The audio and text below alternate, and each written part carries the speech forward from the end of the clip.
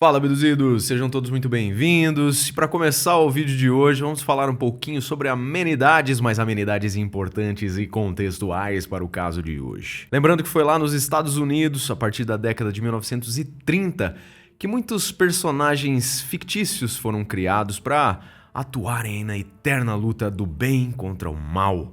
Nomes que ganharam fãs mundo afora, e bota fãs nisso, hein? Como, por exemplo, Super-Homem, Batman, Mulher Maravilha, Homem de Ferro e o Homem-Aranha. Pois bem, nosso relato de hoje, você deve estar se perguntando o que tem a ver com isso, né?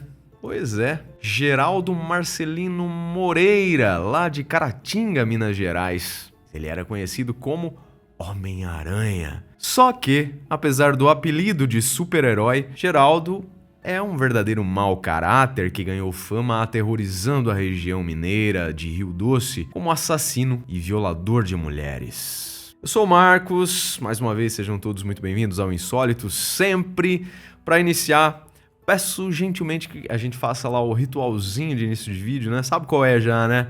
Like, um comentário que é muito importante. Se você não quiser comentar nada sobre o vídeo, deixa um emoji aí que o algoritmo já reconhece como uma interação, tá? Você curte o Insólito, dá essa moral aí pra gente. Considere entrar também pro nosso clube de membros, que sempre sai vídeo com antecedência, também tem conteúdo inédito.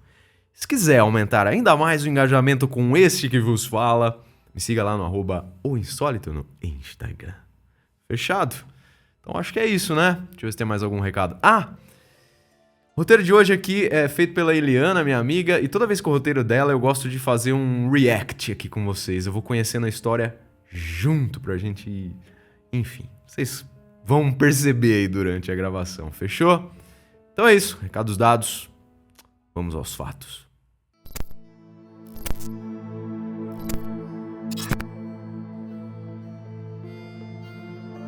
Só para situar a nossa história, Caratinga é um município com menos de 100 mil habitantes, distante 310 quilômetros de Belo Horizonte, a capital do estado, BH. No ano de 2002, Geraldo, o Homem-Aranha, cometeu seu primeiro crime quando assassinou em 24 de dezembro, véspera de Natal, uma moça de 26 anos de idade chamada Juliana Abdala Guilherme. A denúncia inicial era de desaparecimento dessa moça, mas após alguns dias, partes de seu corpo foram encontradas parcialmente queimadas na zona rural do município. Os detalhes dessa primeira investigação, em particular, são bem interessantes e nos fizeram pensar em uma armadilha que capturou o próprio caçador. Escutem só. Dias antes de ser morta, a Juliana teve o seu aparelho de celular furtado e, como muitas pessoas em situações similares já fizeram, ela ligou para o próprio número, várias vezes e por fim acabou conversando com o homem que atendeu as ligações, supostamente o autor do furto. Assim, eles combinaram de se encontrar para ela poder recuperar o telefone, Provavelmente pegando algum valor como resgate pelo aparelho. Foi logo após esse encontro que a jovem desapareceu. Olha só que modus operandi, bizarro, perigoso. Contudo, o delegado de polícia onde o furto havia sido registrado chegou a telefonar ele mesmo e falar com o bandido, que obviamente se apresentou com um nome falso. Vai vendo. Assim, galera, o principal suspeito do desaparecimento da Juliana era esse ladrão aí, cuja identidade permanecia um mistério. Eu falei ali modus operandi, resta saber se ele fez isso aí de caso pensado ou foi uma puta K grande, Por mais improvável que seja, Geraldo Marcelino foi levado à mesma delegacia responsável pelo caso do sumiço da jovem. Mas nessa ocasião aí, ele estava envolvido em outro assunto, bem menos grave. Porém, o delegado, ao conversar com ele, reconheceu a voz do tal carinha lá da história do celular furtado. Sem dúvida alguma, ele era o homem que agora se encontrava dentro da delegacia, face a face com os investigadores. O fato de Aranha estar em posse do objeto roubado deu ensejo a ele ser bombardeado com muitas perguntas sobre o caso da Juliana. Em determinado momento, quando questionado sobre o telefone dela, o Geraldo disse que se ele tivesse matado a Juliana Abdala, certamente ele não estaria andando com o celular dela no bolso. Segundo ele, visto que diversas pessoas ligaram e perguntaram pela moça, ele se dirigiu à loja onde havia comprado o aparelho e questionou se o número era um item roubado. Se o número não, né? Se o aparelho era um item roubado. Ou seja, uma historinha mal enjambrada aí que não convenceu os policiais não, né? Foi assim então, abduzidos, que o Geraldo se transformou no suspeito privilegiado do caso. Mesmo que, durante os interrogatórios, repetidamente ele negasse seu envolvimento, principalmente responsabilidade. Só que, quando o cadáver da vítima foi localizado, o tal Homem-Aranha admitiu ser o assassino e apontou à polícia onde ele havia abandonado o corpo de Juliana. Eita, nós, não? O sujeito aí faz jus ao apelido, hein? E por esse crime, ele foi julgado em 2004 e recebeu uma pena de 27 anos de reclusão. Naquele mesmo ano de 2002, foram reportados outros 3 desaparecimentos de crianças. Fatos que assustaram e sensibilizaram os moradores da cidade de Caratinga. As meninas em questão eram Thaís Graziele Inácio, de 10 anos, Natália Celeste da Silva Moraes, também de 10 anos, e Josiane Karine Cristóvão Fernandes, com 12 anos. O que se sabe é que Thaís e Natália eram amigas e sumiram no dia 21 de novembro de 2002, quando juntas elas preparavam um piquenique que seria realizado no dia seguinte. As meninas foram vistas pela última vez no bairro Esperança, onde elas residiam. As famílias, como é de se supor, ficaram desesperadas procurando pelas meninas, Além do trabalho policial, os próprios pais tomaram iniciativas para obter informações sobre as meninas, fazendo vários apelos, mesmo com um carro de som que circulava pelas ruas da cidade, solicitando que qualquer pessoa que soubesse, ou talvez suspeitasse de algo relacionado às crianças, entrasse em contato com as autoridades. Dá para imaginar, os esforços dos pais, que muitas vezes são obviamente mais viscerais que o da própria investigação oficial, lamentavelmente, E tomara que as pessoas, quando se passam por situações assim semelhantes, realmente se envolvam, Falem quem viu as crianças, enfim, tem muita gente que tem medo de se comprometer, Mas enfim, não vem ao caso, foi só um parêntese. Continuando, lamentavelmente, galera, todos os esforços foram ineficazes naquela época. Assim, o sumiço de Thaís e Natália permaneceu um mistério durante 3 anos. Em 2003, quando questionado sobre o assunto, o homem respondeu o seguinte: "Não fui eu quem sumiu com essas meninas.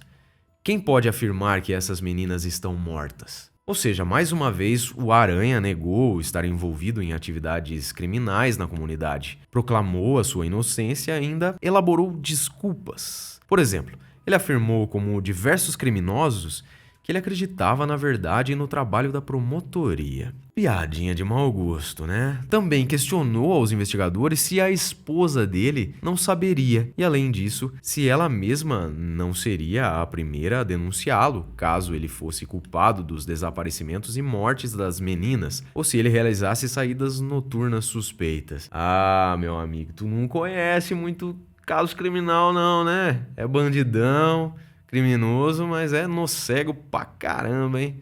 Tá se enrolando aí, o nozinho na sua garganta tá apertando pela sua própria mão, tá sendo apertado aí. Ai, imundo. Mas, então, em julho de 2005, uma denúncia anônima levou os investigadores à rua João Tiola, no Morro da Antena, justamente no terreno da casa de Geraldo Marcelino, onde dentro de uma cisterna desativada, debaixo de uma inocente horta, foram encontradas 3 ossadas humanas. Como vocês devem supor, lamentavelmente as análises forenses determinaram o fim das esperanças dos familiares e amigos das meninas Thaís e Natália. Junto aos ossos também estavam fragmentos de cobertor, corda, correntes, fios elétricos e roupas queimadas. Quanto ao terceiro esqueleto, como vocês devem estar se perguntando, os testes de DNA não foram conclusivos, né, em confirmar a identidade dele. Contudo, é bem possível que seja a Josiane Karine Cristóvão Fernandes, aquela que tinha desaparecido lá junto em outubro de 2002, quando tinha 12 anos. Infelizmente, ela morava na mesma rua que o Homem-Aranha, o que reduziu muito as chances dela estar viva e bem em algum lugar. Os exames de necropsia nas ossadas não puderam atestar a data ou a causa da morte, nem confirmar se houve abuso sexual. Mesmo que essas fossem as suspeitas de todos os policiais envolvidos. Claro que vocês estão ligados que neste ano de 2005 o Geraldo já estava preso. Ele inicialmente declarou em depoimento nunca ter visto as duas crianças, embora as meninas fossem suas vizinhas. Sei. Só um minuto, galera, tomar uma água que vocês estão me acompanhando lá no Instagram. Vocês viram que eu tô com um resfriado aí já há 15 dias. Eu tô bem melhor, mas a garganta ainda não tá 100% não. Whatever. Continuando. Mais tarde, abduzidos, esse homem aí tentou minimizar sua responsabilidade em relação aos corpos encontrados no seu quintal, alegando aos investigadores que as meninas lhe pediram carona e morreram em um acidente de carro. Mas peraí, ele não conhecia elas, né? Agora pediu carona. Ai, a inteligência rara do bicho, hein? Ainda conforme sua versão dos fatos, felizmente, né, galera? Felizmente que tem esses bandido cretino ordinário aí que se entrega sozinho, né? Ainda conforme sua versão dos fatos, como nessa época aí ele estava sendo investigado pela morte de Juliana, ele considerou melhor ocultar a morte acidental das meninas, enterrando-as na cisterna no quintal. Caso contrário, diante da justiça, a situação ficaria mais complicada para ele. Pois é, caros abduzidos, me permitam aqui. Quem realmente tem limite é cartão de crédito do município, né? Jamais a criatividade dos criminosos. Mesmo assim, sem a sua admissão de culpa, as investigações da Polícia Civil de Minas Gerais recolheram provas circunstanciais, periciais e outras evidências que o apontaram como culpado. Como consequência, em 28 de abril de 2011, nosso anti-herói foi julgado e condenado a 48 anos e 80 dias de prisão pelos crimes associados às mortes das duas meninas identificadas. A sentença foi anunciada pelo juiz José Venâncio de Miranda Neto, no Fórum de Caratinga, quando 4 dos jurados votaram pela sua condenação e 1 contra. A determinação do juiz em relação à pena correspondeu a 22 anos por cada um dos homicídios e 2 anos pela ocultação de cada cadáver. Então, 24 anos de prisão em regime fechado por cada vítima identificada, permanecendo pendente ainda o seu julgamento pela morte da terceira garota, na época não reconhecida. Um grande número de pessoas acompanhou a movimentação do Homem-Aranha até o fórum, e pelos insultos proferidos pela população, ficava evidente que Caratinga preferia que ele fosse condenado à morte. Porém, ele sempre esteve protegido por agentes penitenciários. Após o pronunciamento da sentença, um dos advogados de defesa, o Dr. Max Capella, declarou que seriam estudadas as próximas ações, não descartando a possibilidade de recorrer da decisão. O processo continua como nós sempre vimos, sem prova de autoria, sem a causa-mortes e sem a forma da morte. Não foi provada quem matou, como matou e o de que as meninas morreram. Só foi encontrada a ossada. E o que conseguiu se provar foi a materialidade. Agora, como aconteceu isso, a promotoria não conseguiu provar. Ele ainda acrescentou que o resultado havia sido influenciado pela repercussão do caso e que, se tivesse acontecido desaforamento, talvez o resultado tivesse sido diferente. Na época do julgamento, os pais da pequena Natália, Sávio de Almeida e Silvana Aparecida da Silva Moraes, declararam que a justiça precisava ser feita, mas que estava demorando demais. A dor emocional e problemas de saúde passaram a fazer parte da rotina dos pais após a perda da garota, vítima de tamanha brutalidade. Geralmente é o que acontece, né? Realmente um golpe muito duro. Em relação aos pais da Thaís, uma das maneiras que eles encontraram para enfrentar essa tragédia da morte dela, né, foi se mudarem do bairro onde viviam. Pois é, abduzidos, continuem aí no cafezinho, no chazinho, pra quem é do chá, na aguinha, como eu, que estou com a garganta ardendo nesse momento. Vamos prosseguir aqui que tem algumas coisas bem bizarrinhas ainda pra eu contar pra vocês. 10 anos se passaram. Na verdade, precisamente 9.922 dias de prisão. Ou seja, chegamos então em fevereiro de 2021, quando Geraldo Marcelino Moreira teve progressão de sua pena, passando ao regime semiaberto e obtendo o benefício da saída temporária. Isso mesmo, cumpriu-se a lei, que, como vocês sabem, são fãs aqui do Insólito, essa palavrinha lei nada tem a ver, muitas vezes, com justiça. O nosso Homem-Aranha aí de Caratinga, responsável pelo homicídio de uma mulher e de 3 crianças, cujas penas somavam 75 anos de cadeia, poderia, a partir de agora, usufruir 35 dias de liberdade por ano. Ou seja, férias, né? Aliás, você aí que trampa pra caramba não tem 35 dias de férias, né? Mas o Homem-Aranha aí tem. Mais um parênteses aqui eu preciso falar. Galera, a gente, né, como cidadão, precisa compreender que o político tá aí pra servir, tá? E não pra ser servido. O que eu quero dizer com isso é que a gente tem sim o poder, apesar dos desmandos que a gente vê por aí, tá? O poder legislativo é um dos mais fundamentais aí no alicerce do funcionamento de um país. Então, vamos ficar de olho, galera. Vamos ficar de olho aí que é super importante, viu? Em uma dessas saídas temporárias, Geraldo solicitou outro benefício, que era o cumprimento da sua condenação em prisão domiciliar pelo prazo de 60 dias, para supostamente realizar um tratamento de saúde. Como esse pedido foi-lhe negado, ele decidiu agir por conta própria, começando pela realização de um procedimento cirúrgico e depois não retornando ao presídio Governador Valadares em 1º de julho de 2021. Assim, um mandado de prisão foi expedido contra ele, identificando-o como fugitivo. Uma ação... Eu não consigo entender isso, né, cara? Os casos de cagadinha, quando esses caras saem da cadeia, seja esse tipo de coisa que esse cara fez, ou até mesmo coisa muito mais séria, como matar de novo, estuprar de novo, etc e tal... Ainda assim, não tem uma revisão desse tipo de lei que concede isso daí, né? Porque um gasto a mais pra nós, né? A gente que paga, né? Essa história de dinheiro público, isso não existe, galera. Dinheiro é privado. Somos nós que arcamos com tudo isso daí. Olha, vou falar pra você, velho, é revoltante.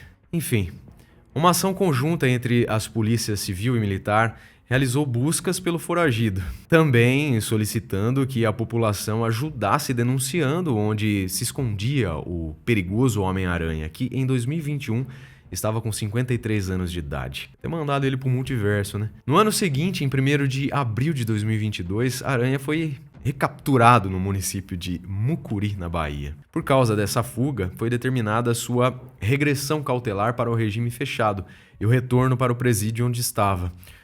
A defesa dele tentou mudar essa decisão, pelo amor de Deus, né? E alegou que Geraldo estava com grave doença e sem qualquer acompanhamento. Mas até onde sabemos, ele continua detido. Os crimes cometidos por ele comoveram a população de Caratinga e nós imaginamos que um monstro que assassina 3 crianças e uma mulher no período de apenas 1 ano, caso não estivesse encarcerado, continuaria sua carreira imunda.